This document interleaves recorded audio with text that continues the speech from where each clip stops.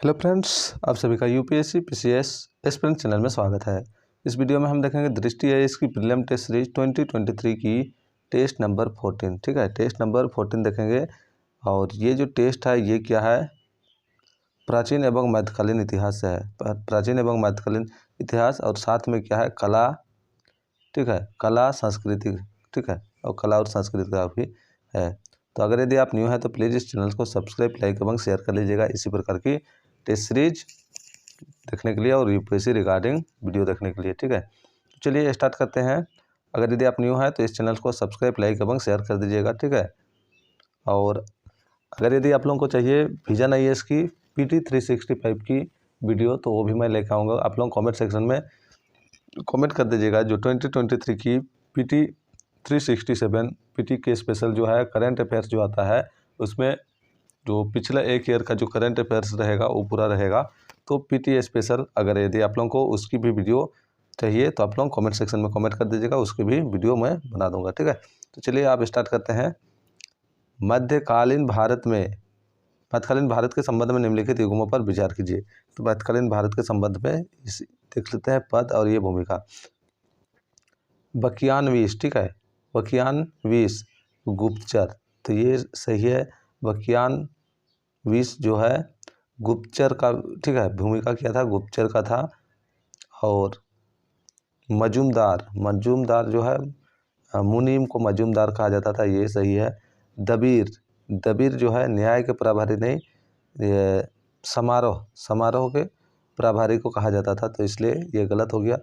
पंडित राव जो होता है न्यायाधीश, और पंडित राव न्याय के प्रभारी को पंडित राव और न्यायाधीश कहा जाता था। इस प्रकार जो है इसमें जो है लास्ट का 3 और 4 क्या है, मैच नहीं हो रहा है। उपयुक्त युग्म से कितने सुमिलित है, तो 2 सुमिलित है, इसलिए इसका सही आंसर क्या हो जाएगा, B 2। ठीक है, इसकी PDF या फिर इसकी जो व्याख्या देखना चाहते हैं आप लोग देख लीजिएगा PDF से, और PDF आपको टेलीग्राम चैनल पे मिल जाएगा। नेक्स्ट देखें हम 2 नंबर क्वेश्चन। शेरशाह सूरी के संबंध में निम्नलिखित कथनों पर विचार कीजिए। शेरशाह सूरी से संबंध में, ठीक है,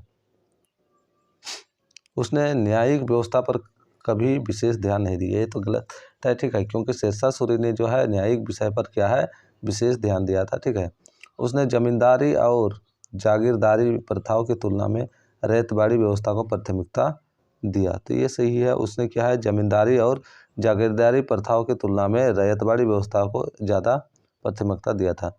हुलिया प्रथा उसी के द्वारा शुरू की गई थी, ये भी सही है, उसी के द्वारा हुलिया प्रथा शुरू की। उपयुक्त कथनों में से कौन सा या से सही नहीं है, तो ये हम देख लें क्या है। कथन 1 जो है सही नहीं है कि उसके द्वारा उसने न्यायिक व्यवस्था पर कभी विशेष ध्यान नहीं दिया, तो ये गलत है। उसने जो है न्यायिक व्यवस्था पर विशेष ध्यान दिया था, इसलिए इसका सही आंसर क्या हो जाएगा। कौन सा सही नहीं है पूछा गया है, तो केवल 1। ठीक है, तो आगे बढ़े हम क्वेश्चन नंबर 3।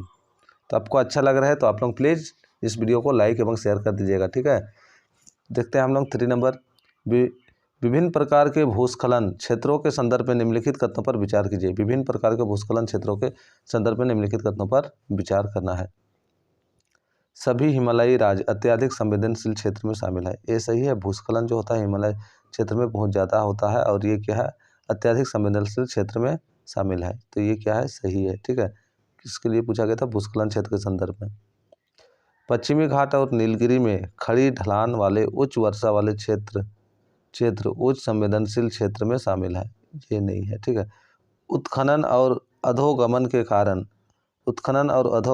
कारण गोवा और केरल में भूस्खलन समान है, तो क्या है, तो उत्खनन और अधोगमन के कारण गोवा और केरल में भूस्खलन सामान्य है, तो ये क्या है, गोवा में भूस्खलन उतना होता नहीं है, तो ये ठीक है गलत हो जाएगा। नहीं, हाँ, क्या है, सही है। उत्खनन और अधोगमन के कारण गोवा और केरल में क्या होता है, भूस्खलन सामान्य है, मतलब अधिक नहीं होता है, सामान्य है। ठीक है,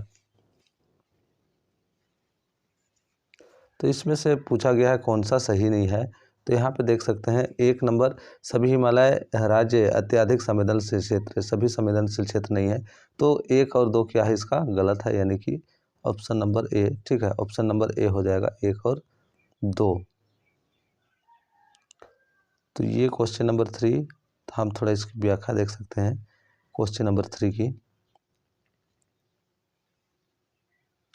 ये रहा, भूस्खलन का सामान्य रूप से शैल, मलबा या ढाल से गिरने वाली मृदा के बृहद संचालन के रूप में परिभाषित किया जाता है। यह एक प्रकार के बृहद पैमाने पर अपक्षय है जिसे गुरुत्वाकर्षण के प्रत्यक्ष प्रभाव में मृदा और चट्टान समूह खिसक कर ढाल से नीचे गिरने लगते हैं। तो भूस्खलन से संभावित क्षेत्र, तो यहाँ पे आप देख सकते हैं अत्यधिक संवेदनशील क्षेत्र, अत्यधिक अस्थिर नवीन पर्वतीय क्षेत्र जैसे कि हिमालय एवं अंडमान और निकोबार द्वीप समूह, पश्चिमी घाट तथा नीलगिरी में खड़ी ढलान वाले उच्च वर्षा वाले क्षेत्र, उत्तर पूर्वी क्षेत्र, साथ ही ऐसे क्षेत्र जो बार बार भूकंपन का अनुभव कराते हैं, भूकंप आदि तथा सघन मानवीय गतिविधियों वाले क्षेत्र, विशेष रूप से जो सड़क, बांधों आदि के निर्माण से बाधित है, इस क्षेत्र में शामिल है। इसलिए कथन 1 क्या है, सही नहीं है। तो ये भी इसी से रिलेटेड है। कथन 2 भी सही नहीं है। असम के मैदानी क्षेत्रों को छोड़कर सभी हिमालयी राज्य और उत्तर पूर्व के राज्यों को उच्च संवेदनशील क्षेत्र में शामिल किया गया। तो यहाँ पे देख सकते हैं क्या है, असम के मैदानी क्षेत्र को छोड़ा गया है, इसलिए कथन नंबर 2 क्या है, गलत हो रहा है। ठीक है, आगे कथन 3 देखते हैं। झारखंड, उड़ीसा, छत्तीसगढ़, मध्य प्रदेश, महाराष्ट्र, आंध्र प्रदेश, कर्नाटक, तमिलनाडु, गोवा और केरल जैसे राज्यों में उत्खनन एवं अधोगमन के कारण भूस्खलन समान है, इसलिए कथन 3 क्या है, सही है। तो इसमें पूछा गया था कौन सा सही नहीं है, तो 1 और 2 सही नहीं है। ठीक है, इसलिए कथन नंबर मतलब ऑप्शन नंबर ए सही हो गया। आगे हम देखते हैं क्वेश्चन नंबर 4। अजंता गुफा स्थल पर निम्नलिखित में से कौन सा चित्र चित्रित नहीं है। तो अजंता की गुफा में कौन सा चित्र नहीं है वो बताना है। मरणासन राजकुमारी, ये तो चित्रित है, मरणासन राजकुमारी। शिबी जातक, ये भी। अष्टादिक पालक क्या है, अजंता की गुफा पे इसका चित्र नहीं है। वर्ज पानी, इसका भी चित्र है। तो इस प्रकार इसका सही आंसर कौन सा हो जाएगा, सी। ठीक है, इसकी भी व्याख्या आप लोग PDF से देख लीजिएगा। ये रहा अजंता का गुफा चित्रकला। ठीक है, ये आप लोग देख लीजिएगा इसको डिटेल में अगर आवश्यक हो तो। ठीक है, आगे देखें हम 5 का। शिवाजी के प्रशासन के संबंध में निम्नलिखित कथनों पर विचार कीजिए। शिवाजी के प्रशासन के बारे में पूछा गया है। उन्होंने कभी कोई विधि संहिता स्थापित नहीं की, ये सही है। शिवाजी क्या है, कभी भी कोई विधि संहिता स्थापित नहीं की थे। केंद्र में न्यायाधीश दीवानी मामलों का निर्णय हिंदू शास्त्रों के अनुसार ही करते थे। तो केंद्र में जो न्यायाधीश होते थे वो दीवानी मामलों का निर्णय हिंदू शास्त्रों के अनुसार करते थे, ये भी सही है। सुमंत राज्य के आय व्यय का प्रभारी होता था। सुमंत जो है विदेश मंत्री को कहा जाता था, तो विदेश की आय व्यय कर वो क्या होता था, प्रभारी होता था विदेशी से रिलेटेड, इसलिए ये क्या है, सही नहीं है। उपयुक्त कथनों में से कौन से सही है, तो कथन 3 को छोड़ के 1 और 2 सही है, इसलिए इसका सही आंसर क्या हो जाएगा, ए हो जाएगा। ठीक है, आगे बढ़े हम 6 नंबर देखते हैं।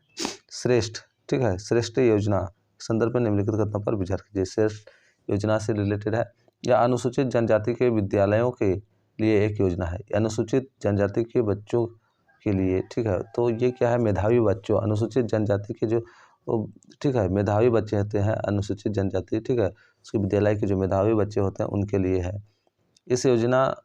इसका उद्देश्य देश के सर्वश्रेष्ठ सरकारी आवासीय विद्यालयों में मेधावी विद्यार्थियों को सीटें प्रदान करना है। तो वैसे मेधावी विद्यार्थी जो क्या होगा, अनुसूचित जाति से होंगे, इसलिए ये भी गलत हो गया, क्योंकि यहाँ पे केवल मेधावी विद्यार्थियों को सीट प्रदान बोला है, लेकिन इसमें जनजाति मेधावी बच्चों को सीट प्रदान के लिए है, तो ये भी गलत हो गया। इसे सामाजिक न्याय और अधिकारिता मंत्रालय द्वारा लॉन्च किया गया, ये सही है। इससे जो है सामाजिक न्यायिक और अधिकारिता मंत्रालय द्वारा शुरू किया गया है। तो 6 का क्या है, केवल 3, इसलिए इसमें से निम्नलिखित में से कौन सा कथन सही है बोला गया, तो केवल और केवल 3 यानी कि सी नंबर। ठीक है, 7 नंबर देखते हैं आप। प्रागैतिहासिक काल के संबंध में निम्नलिखित कथनों पर विचार कीजिए। प्रागैतिहासिक काल के संबंध में पुरापाषाण काल के मुख्य उपकरण प्लेग उपकरण, चॉपर्स, स्क्रैपर्स और कुल्हाड़ी थे, ये सही है। प्रवासन काल के जो मुख्य उपकरण थे प्लेग उपकरण, चॉपर्स, स्क्रैपर्स और कुल्हाड़ी थे। मध्यपाषाण काल में सुई और चूड़ियाँ मिली, ये गलत है, ठीक है। मध्यपाषाण काल में सुई और चूड़ियाँ नहीं मिली थी। नवपाषाण काल में माइक्रोलिथ सर्वाधिक थे, ये भी गलत है। नवपाषाण काल में क्या है, माइक्रोलिथ सर्वाधिक नहीं थे, ठीक है। उपयुक्त में से कौन से सही है, तो केवल और केवल एक सही है, इसलिए कथन नंबर ए इसका सही हो जाएगा। 7 नंबर तक हम देख चुके हैं, ठीक है। ये देख लीजिए, ये क्या है 7 नंबर का, ये जो है अब पढ़ना चाहे मध्य पाषाण कालीन उपकरण, ठीक है, पढ़ लीजिएगा अगर पढ़ना चाहते हैं तो स्टॉप करके। नवपाषाण कालीन उपकरण क्या क्या थे ये देख सकते हैं। पत्थर के औजार के अलावा इस काल के स्थलों से विभिन्न प्रकार के हड्डी की वस्तुएं जैसे सुई, स्क्रैपर्स, बोरर, एरोहेड, पेंडेंट, चूड़ियाँ और झुमके भी मिले हैं, इसलिए कथन 2 क्या है, गलत है, ठीक है। आगे बढ़े हम क्वेश्चन नंबर 8। मारिजुआना के संदर्भ में निम्नलिखित कथनों पर विचार कीजिए। टेट्राहाइड्रोकाइनाबिनोल मारिजुआना से सक्रिय यौगिक है, सही है। टेट्राहाइड्रोकाइनाबिनोल मारिजुआना से सक्रिय यौगिक है, ये सही है। मारिजुआना का दुरुपयोग से दिल की धड़कन और रक्तचाप कम नहीं होता, बढ़ जाता, अधिक हो जाता है, इसलिए ये कथन गलत है। थाईलैंड मारिजुआना को वैध बनाने वाला पहला एशियाई देश है, ये भी सही है। थाईलैंड मारिजुआना को वैध बनाने वाला पहला एशियाई देश है, ये सही है, ठीक है। तो 1 और 3 सही है, इसलिए इसका सही आंसर सी हो जाएगा। कौन सा, सी। 9 नंबर, भारत के इतिहास में निम्नलिखित घटनाओं पर विचार कीजिए। थर्मासिरिन का आक्रमण, ठीक है, थर्मासिरिन का आक्रमण, किस्लू खान का विद्रोह, बंगाल में फखरुद्दीन मुबारक शाह का विद्रोह, महाबार में विद्रोह। तो देख लीजिए 1 2 4 3 दिया हुआ है, ठीक है, 1 2 4 3। तो ये इधर का देखने का जरूरत नहीं, ये आंसर तो है, ठीक है। 1 2 3 4 प्रिंट में शायद ये हो गया है। तो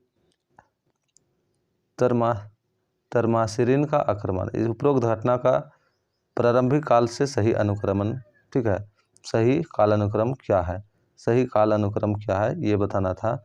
तो इसमें जो है पहला ये था, ठीक है, थर्मासिरिन का आक्रमण, फिर किस्लू खान का विद्रोह, उसके बाद क्या है, महाबार में विद्रोह, ठीक है, महाबार में विद्रोह, उसके बाद बंगाल में फखरुद्दीन मुबारक शाह का विद्रोह।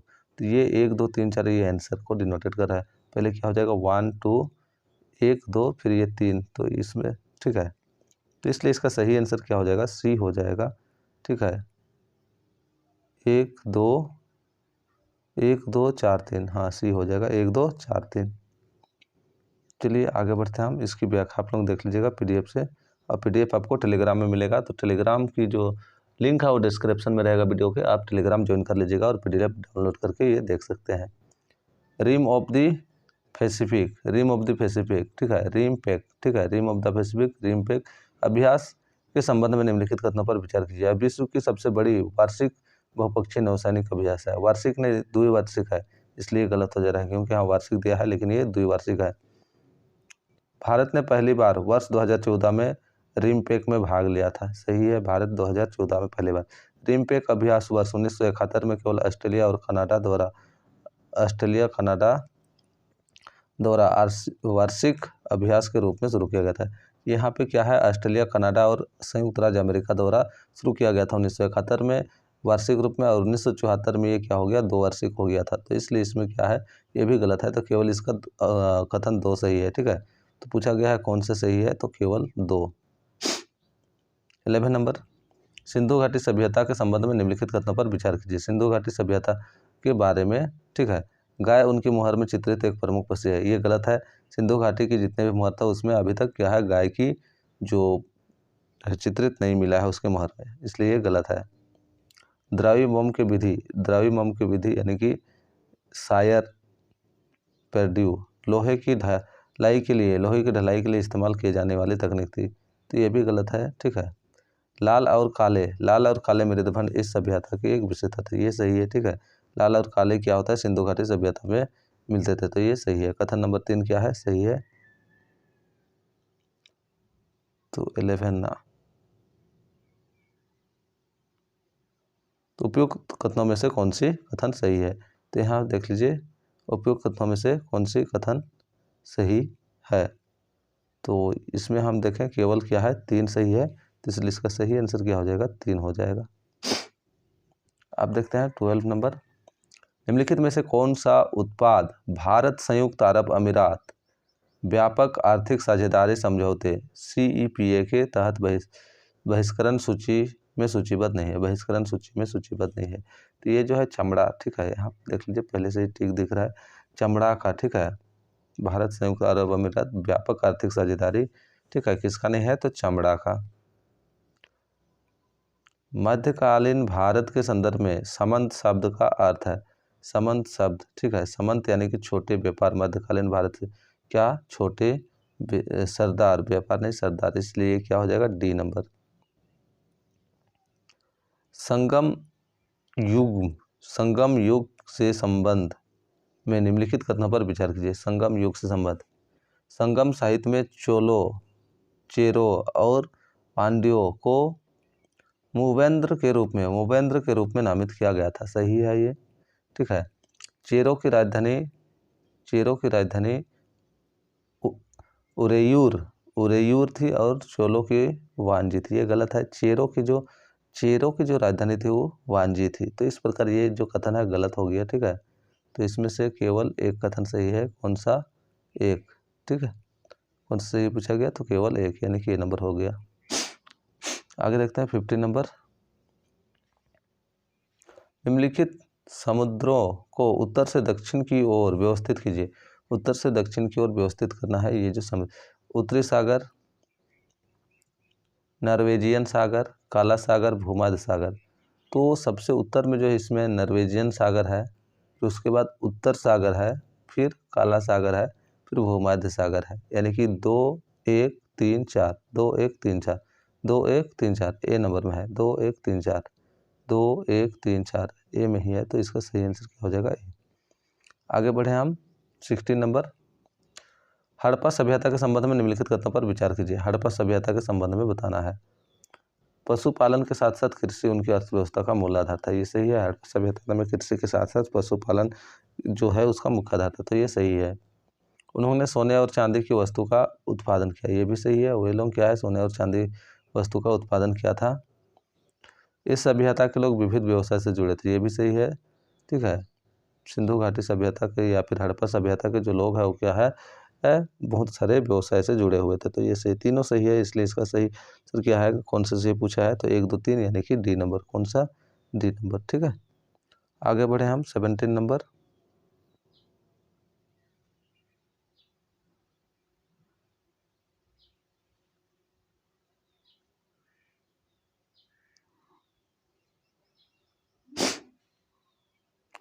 लिक्विड मिरर टेलीस्कोप में परावर्तक सतह बनाने के लिए निम्नलिखित में से किस तत्व का उपयोग किया जाता है? तो ये जो है पारा का उपयोग किया जाता है। लिक्विड मिरर टेलीस्कोप में परावर्तक की सतह बनाने के लिए कौन से तत्व का उपयोग किया जाता है? तो पारा का, ठीक है। निम्नलिखित युग्मों पर विचार कीजिए। वेद है और एक तरफ ब्राह्मण ग्रंथ। तो ऋग्वेद जो है कौन सी ब्राह्मण ग्रंथ से है? कौशिकी, ठीक है, कौशतकी, ठीक है,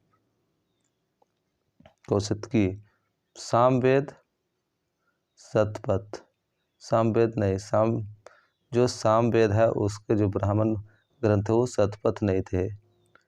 ऋजुर्वेद का जैमिनीय भी नहीं था। अर्थवेद का षड्विंशीय भी नहीं था। तो इसमें से कितने सही सुमेलित है? तो केवल और केवल एक युग्म, ठीक है, केवल और केवल एक युग्म 18 का। अगर देखना चाहे तो हम देख सकते हैं,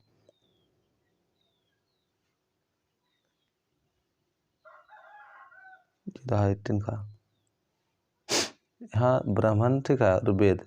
ऋग्वेद से देखें तो ऐत्रेय ब्राह्मण, कौशिकी ब्राह्मण, इसलिए देख लीजिए कौशिकी ब्राह्मण है, इसलिए कथन एक क्या है, सही हो गया। सामवेद में टांडे महाब्राह्मण, षड्विंश ब्राह्मण, इसलिए युग्म 2 सही सुमेलित नहीं है। यजुर्वेद से देखें तो तैत्रीय ब्राह्मण, शतपथ ब्राह्मण, इसलिए ये भी सही सुमेलित है। अथर्ववेद से देखें तो गोपत ब्राह्मण, जैमिनीय ब्राह्मण, पंचविश ब्राह्मण, इसलिए ये भी सही नहीं है। ठीक है, तो 18 तक देखें, आगे देखते हैं हम 19 की।